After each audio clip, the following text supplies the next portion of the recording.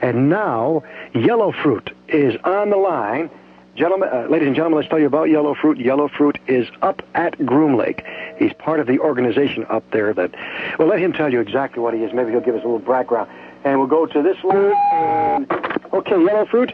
Hello. Yes, sir, Yellow Fruit. Would you mind telling the audience exactly what your position is up at Groom Lake so we can clear that up? Roving security, passive security, background investigations, recovery. I've been lerping over in Deep Springs for the last few days. Lerping is long-range patrol. I wanted to speak to Charles Ellery. I'm the one who tried calling you the other day, and Terry repeated my name. He said Yellow Fruit, and then apparently he wrote down Lemon Drop. That's a good one. So if you're wondering why Lemon Drop did not leave a phone number, now you know. There you go. Okay. And to Jean Irene, she's asking what is she supposed to look for over in Deep Springs. Deep Springs is an EBE wildlife release point. The EBEs have been trying to introduce some of their wildlife into the Deep Springs area to see if they can survive on Earth and study them, which is part of what I'm doing, is trying to catch some of this wildlife so that we can examine them genetically and see how compatible they are with Earth wildlife. Ah. Also, a year and a half ago, maybe 2 years ago, the Soviets were allowed to install, against the wishes of the U.S. government, and without the involvement of the U.S. government, the Soviets were allowed to install a device 300 feet below the surface of Deep Springs. So this is part of what's going on, part of what you might be looking for. That's another trip. That's another trip down the line. Deep Springs might be our next trip, our next little sojourn. Okay, Bill Cooper and Yellow Fruit, these are probably the two most important people dealing with this topic that we have been dealing with now for the past month and a half or so.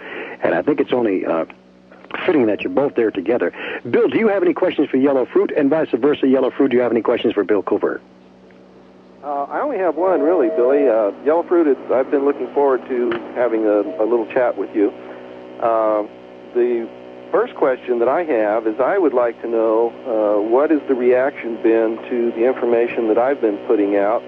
And I know that things change over the years. You have to understand that I saw this information between 70 and 73, and I've done quite extensive research, which has led me to other information.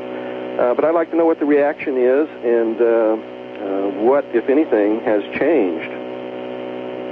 Okay, I can barely hear his question, but I understood most of it. Yeah, you got to speak up a little bit more, Billy, next time. But I think the gist of it is what is the reaction, or what has been the reaction to the, how would you word it, the story you've been releasing, Bill? Yeah, what has been the reaction to the information that I put out that I saw between 70 and 73 over 17 years ago? Right, there's the question. And also, what, if anything, has changed? I know it's been a lot of years since then. Maybe something has changed. If it has, I'd like to know about it.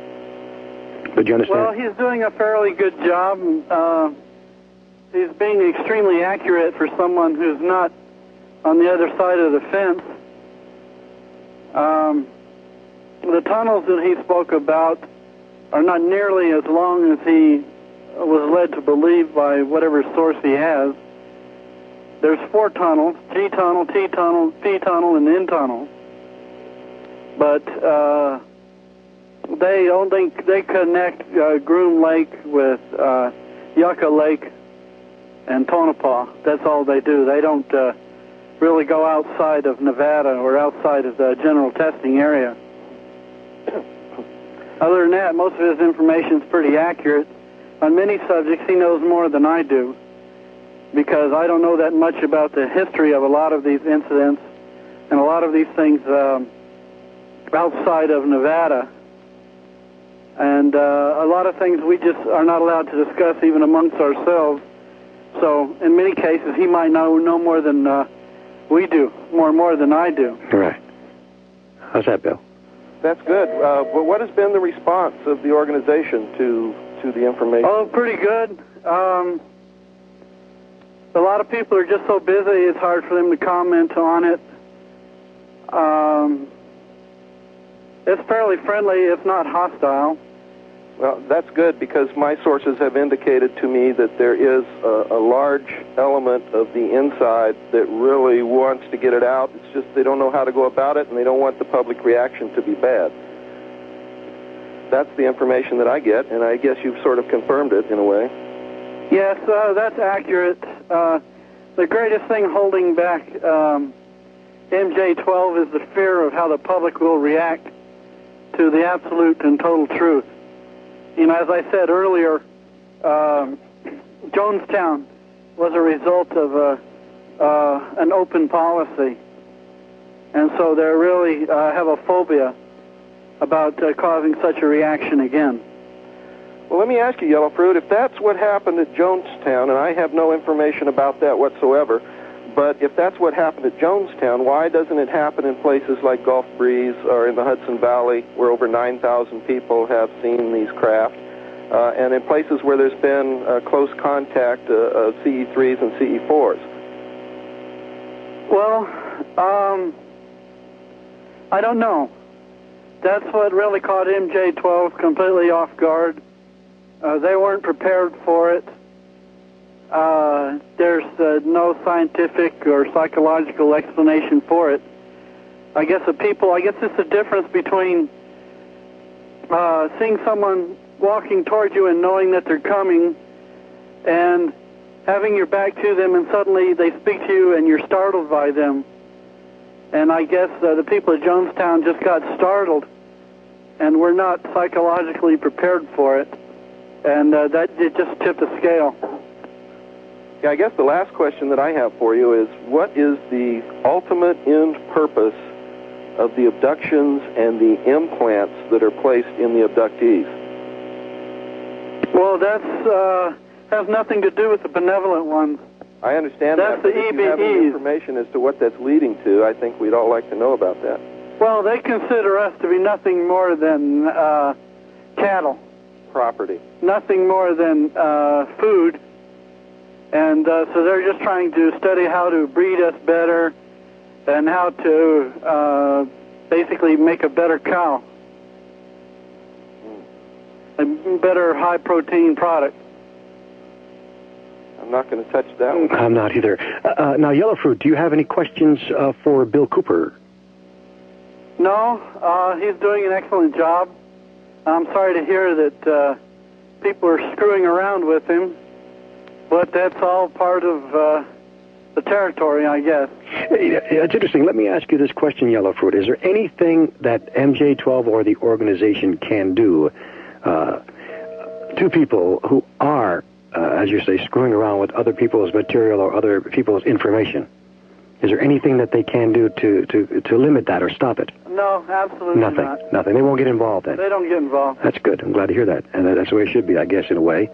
Let the people fend for themselves. Another question I want to ask you, Yellow Fruit, and I don't know why I feel this way, but I guess you've heard me say it more than once. You said something about these people are just looking at us as cattle. And that very well could be true. Certain ones. EBEs. The EBEs, okay. The question I have in my mind is, though, aren't there a lot of people out there, or a lot of these aliens, that just simply want to coexist with us? Yes. See, part of the problem that the benevolent ones have is they cannot give birth in this atmosphere. That's why, even though they may have been living on Earth for generations, they still have to be born in space in order to maintain their high IQs. So because being born on Earth, the gravity affects the oxygen flow to the embryo, which is why they're all born in space. Oh, I see.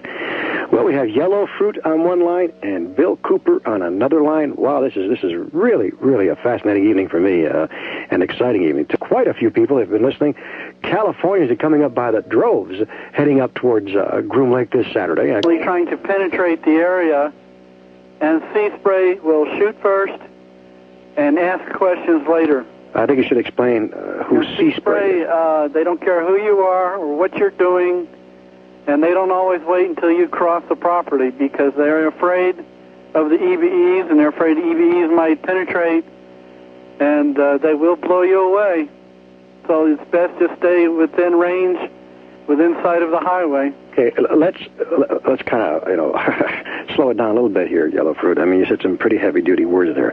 If everybody stays, though, within that 29.5-mile marker, there should be no problems. Oh, no, that's a problem. See, that's 20 miles from Groom Lake. Okay, so there's no problem with that. No. You hear that, folks? Not. Don't push your luck. Right.